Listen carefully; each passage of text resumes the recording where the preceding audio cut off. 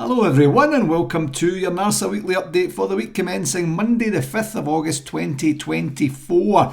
It's Gary here again and well there you have it. That was a very quick close season and we now have football officially back for our wonderful club. Well, I don't know if we were that wonderful on the weekend, to be perfectly honest, but I'll get to that on the game segment.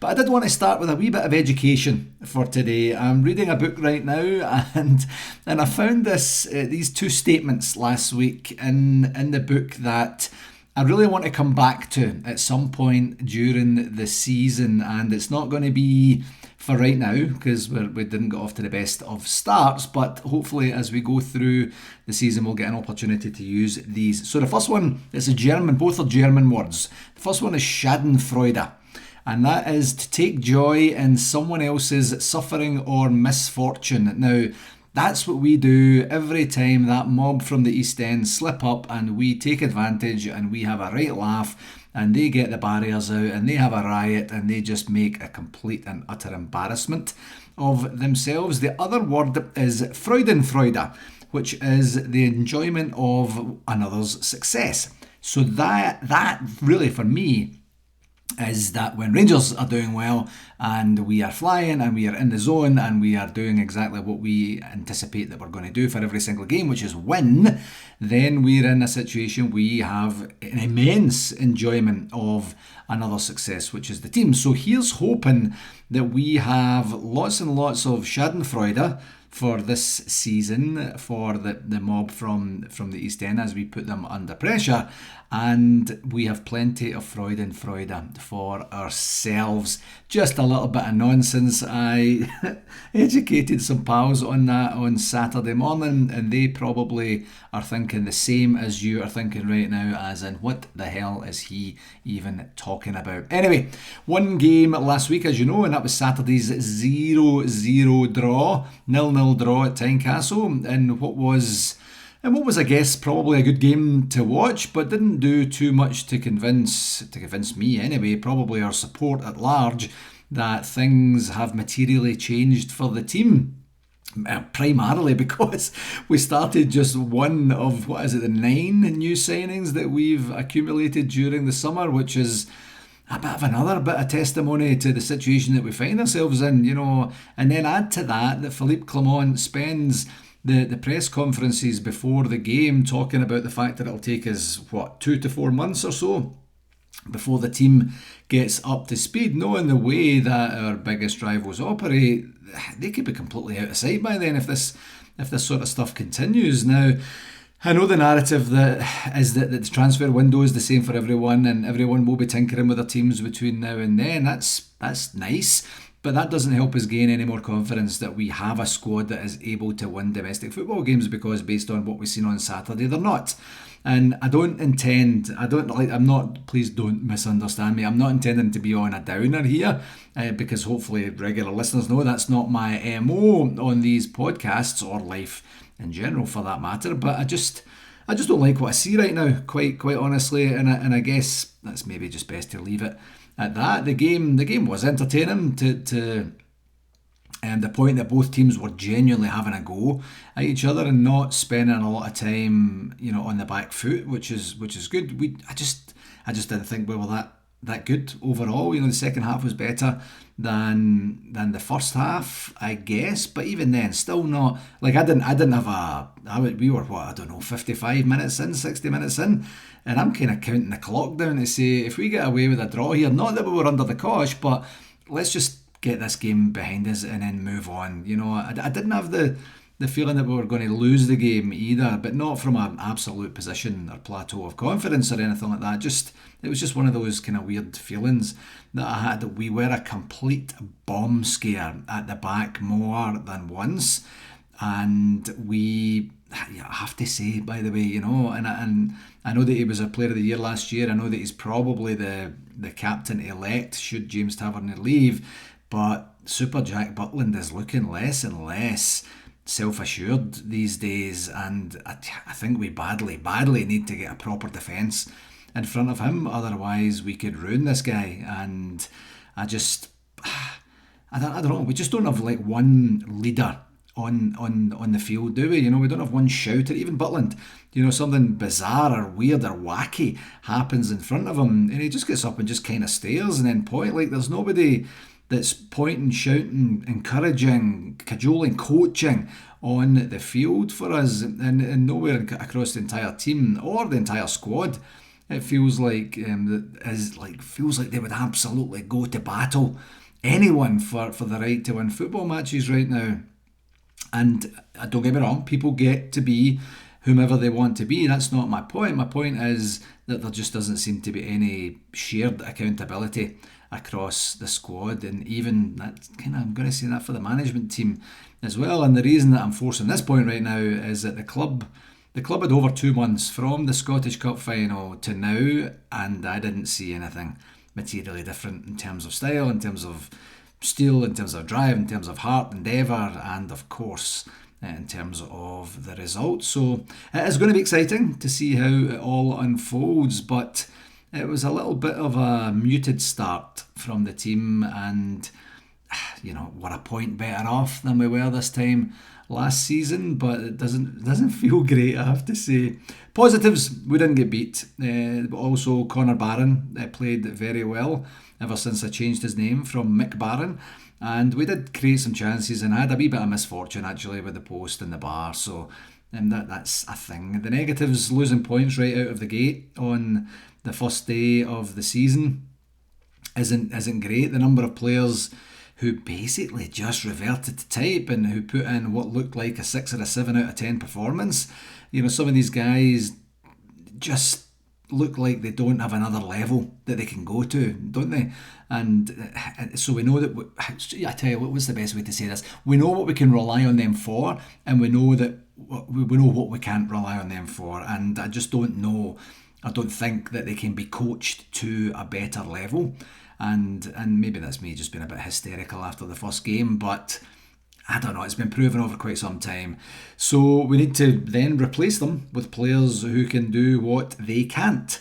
I have to say, from a negative perspective also, our captain had a game to forget, and I'm starting to feel sorry for James Tavernier now. I don't know if the speculation and the bid that came in and whatever conversations are taking place between him and the club over the close season, but he's an absolute shell. I think he's coming back from injury, he hasn't had a lot of game time and such, but you can look up, you can see a player with a white jersey on and make a pass to that player, whether you're fit or whether you're not, and it seemed like about 90% of his passes were just all over the place now.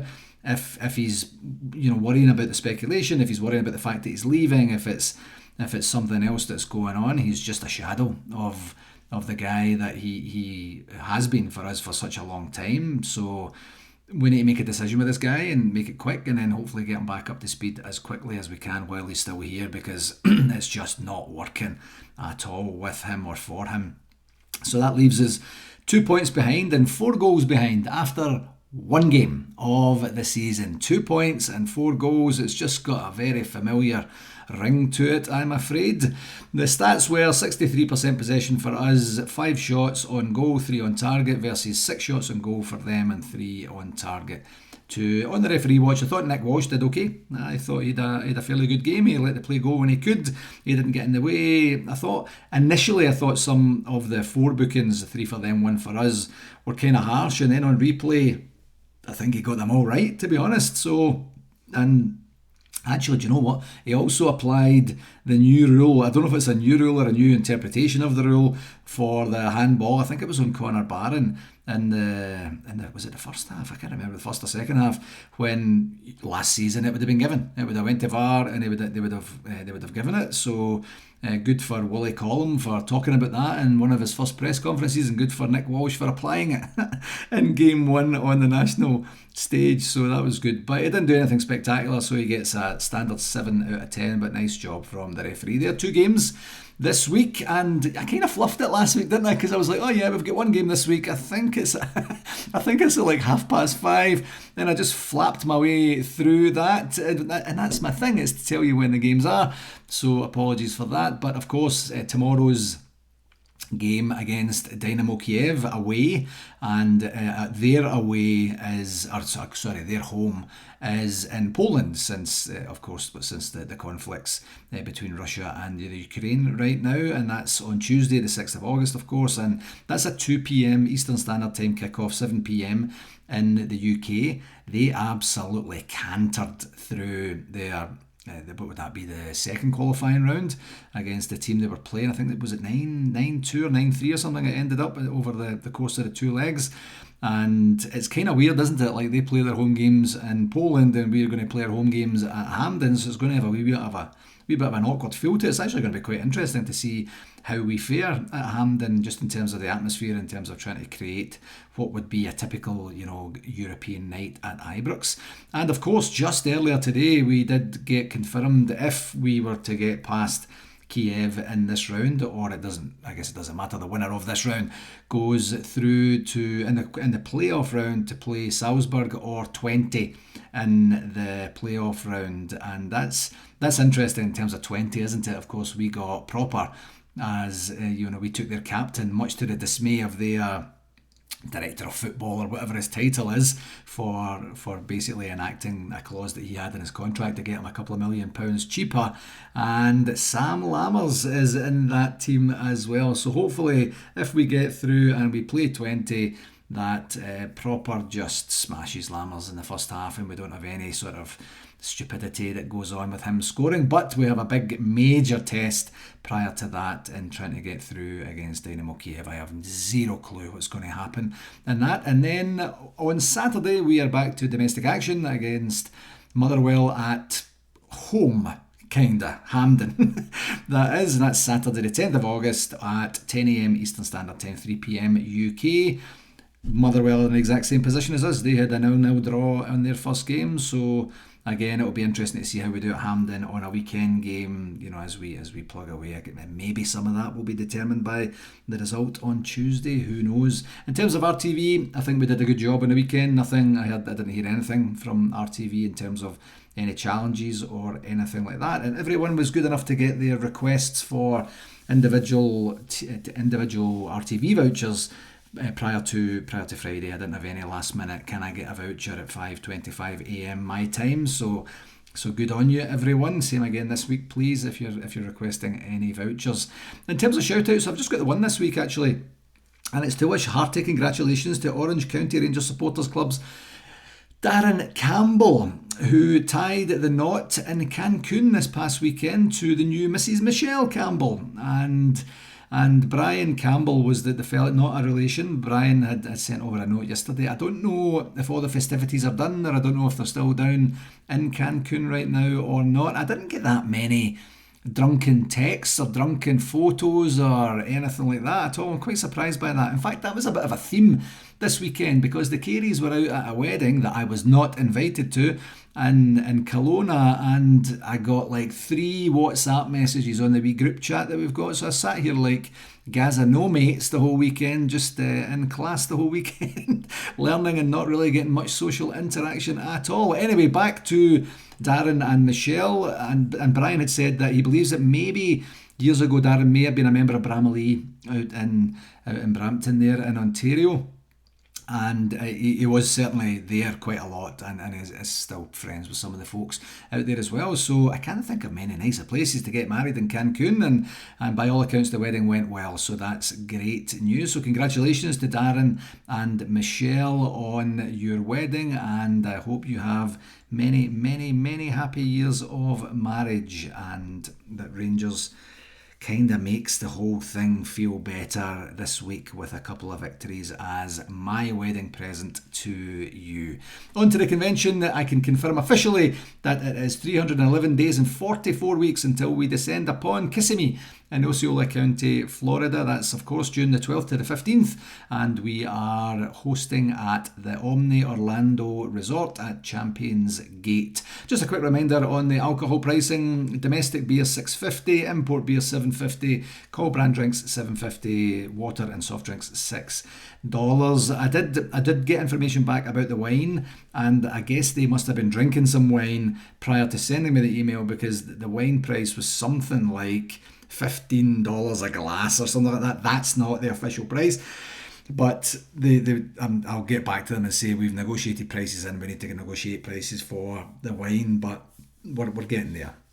In terms of that, I don't actually even know why we never really put wine in the negotiation. It's usually typically beer and spirits that we get involved in. We are considering entertainment options, of course. I did see some stuff.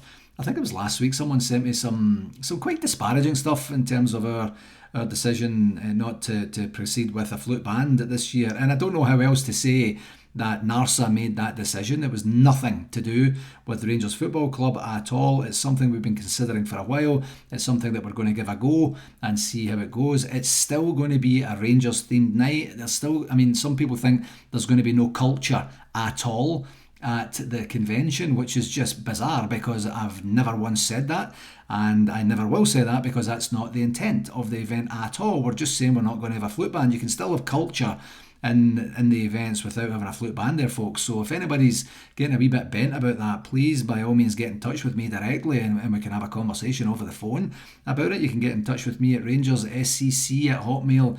But let's stop this stupidity and nonsense online. Leave us alone to organise our event. If you don't like it, I understand, but maybe you should just get a wee bit more educated about why we made the decision in the first place and give us a wee bit of a break there. And on the golf, I've been saying for the last couple of weeks that we're expecting the prices for the golf because NARSA's organising the golf this year, but the fellas went a wee bit dark on us, so I'll maybe try and hit them up this week and see if I can get that information out there. The rooms are, of course, officially out for sale. We'll keep that link on the blurb between now and then, and we should have our ticket pricing organised this week. We made some real good progress on that, specifically yesterday, so we'll get there and get organised. NARSA Convention Stories. I don't know what to tell you. I guess maybe we just put this one in the bin because it's not seeming to work. But I did get a suggestion from Glenn Brotherston last week that maybe I could set up some interviews with people. So I'm going to do that. Let me just do that. If you want to come on, and I will do a very quick interview, which I can then just splice into the recording. If you want to come on and tell me your story about the convention and we can have a bit of a laugh and a banter about that, I'm more than happy to do that. If you don't want to sit down and write an email, that's absolutely fine as well. Or if you want to send me a voice note with it and you don't actually want to be on the pod and we can get it transcribed and I can read it out, completely fine with however you want to tell me the story. You can tell me the story that way. Just please get in touch at the email I gave you a wee bit earlier there and we'll get that out there, because this is a real wasted opportunity, folks. I think I really do, because there's thousands upon thousands of people that have gone to conventions over the 30 years that we've been doing them, and there must be tons of great stories, whether they're fun, funny, embarrassing, poignant, whatever they look like. Let's get that going, because this will really help with a sense of community and camaraderie for us all. In terms of the VIP announcement, we will have hopefully a double announcement for you this week, and the reason we don't have the single announcement that I talked about last week and probably the week before is that we've kind of changed it up a wee bit, and we're going to have a double announcement of some genuine Rangers royalty coming up this week, accompanied with a video, no less, from said VIPs. So it just takes a wee bit of logistics to get ourselves organised on that, but we'll get that done as quickly as we can. On the communication front this week, I don't know if there was a Gers guide. I'm recording a wee bit earlier this morning. What time is it right now? 7:49am. So maybe the Gers guide isn't up. I actually didn't check, so whoops. But there'll be some information there from the weekend's game. There'll be previews and such, and then there'll be some hilarity. We'll get back onto that for next week. The one main thing from the Rangers front for the communications last week was the John Bennett, the chairman interview, which actually dropped on the Rangers website not long at all after I had finished recording, so I didn't get a chance to chat about it last week. We all know John Bennett is an accomplished businessman and he's a very good speaker, but I just thought the whole thing was really awkward. I really did. Not a lot of information shared, some information, of course, on the timing of the supply chain challenges that we've been having and the timing of pending future deliveries, which is of course going to be having a direct knock-on effect on when we will be able to get ourselves back into Hampden, away from Hampden into Ibrox. And he was suggesting it was probably going to be the end of September, so kind of sit tight for that. He just seemed a bit irritated to be there. I think it didn't come across as a genuine attempt to connect with fans or anything. It was odd. Let's just say that, especially when we know the guy is such a good speaker. But I don't know. Maybe he's just under a wee bit of duress, a bit of pressure, and it just came across a tad clunky for me. The squad numbers were announced last week as well, and if you look at the squad numbers, we've got a squad of 35 players, and I don't know how it works between the fringe players and stuff, but 35 seems like a very big squad. And of course some of those are certainly the B team folks that are doing their things in there. It's going to be interesting to see at the end of this month what the squad numbers look like. Of course, we've got there. James Tavernier's there. You have Cyril Dessers is there. Tom Lawrence, Todd Cantwell is there. Rabbi Matondo. I'm a better football player than Rabbi Matondo, and anyone who has ever seen me play at the conventions or plays with me on the team that I play for here in Calgary will know that I am not a good football player at all. So that's saying something. Kieran Dowell, maybe, I don't know. Scott Wright's there. Ben Davies, Hadji's there. So it'll be interesting. Maybe I'll do that actually at the end of the transfer window. Come back to that and see what that looks like when we get a better sense of understanding of what the squad is actually going to look like. In terms of events, we do have the Edmiston House presented by Parks Motor Group, an evening with Jermaine Defoe and Kris Boyd, and that's on the 30th of August. I did see something on LinkedIn last week where they've got like the windows of New Edmiston House are kind of LED advertising boards, and it looks absolutely incredible. And that was one of the adverts that they had there, just to kind of advertise the adverts, if you like. On the 27th of September, the Rangers Ladies Lunch, presented by Moulton Brown. And then, of course, the Charity Foundation's 80s themed charity ball on the 2nd of November, and that's in the Doubletree by Hilton on Cambridge Street in Glasgow. Just another quick reminder that we do want you to go look at the NARSA website. Check out your club. If there are any changes to your club's committee, to your club's location, please do let us know, and we'll get those updated for you. And we are working through the registration process for the Rangers Supporters Club, and we'll hopefully have a wee bit more information to share about that for next week. Okie dokie, that will do it for this week, my friends. As always, I'd like to take this opportunity to thank you very, very much for taking the time to listen. Please do share it with someone that you think might enjoy it. And until next week, here's to getting on the winning trail this week in both the UEFA Champions League qualification tie and the league match this weekend. This week is, I kind of think I say this every single week, this week is genuinely make or break for us. If we have a bad result tomorrow and a bad result on Saturday, Philippe Clement's new deal that he signed last week, which was, I should have mentioned that earlier probably, which was obviously a big deal for us, that might be under a wee bit of pressure. I don't know, who knows. I'm kind of being a wee bit facetious, so it wouldn't be that bad at the beginning of the season, but we want something to cheer for, we want something to look forward to, we want something to be excited about. Until next week, my friends, all the very best, and I'll talk to you then. Follow